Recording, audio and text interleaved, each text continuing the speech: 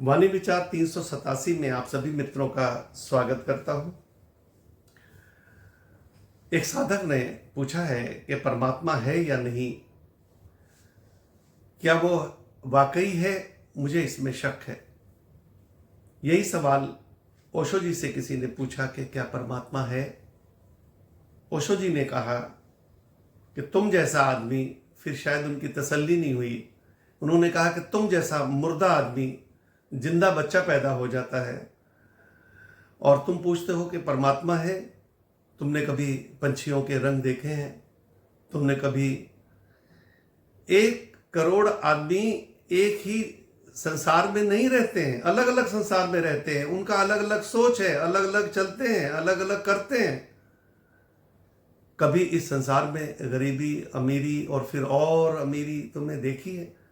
इस संसार को ठीक तरह से देखा है? एक फूल खिलता है, तुमने देखा कभी? खुशबू आती है, कभी देखा तुम्हें?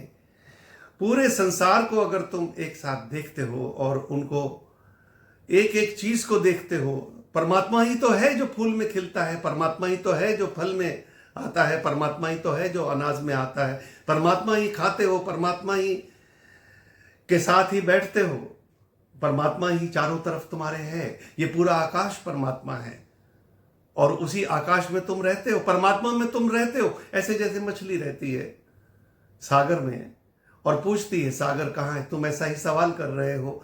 चारों तरफ परमात्मा ने घेर रखा है, पूरा आकाश परमात्मा है और उसने तुम्हें घेर रखा है और तुम पूछते हो परमात्मा कहाँ है, या परमात्मा है कि नहीं, या परमात्मा शक है कि वो है कि नहीं है।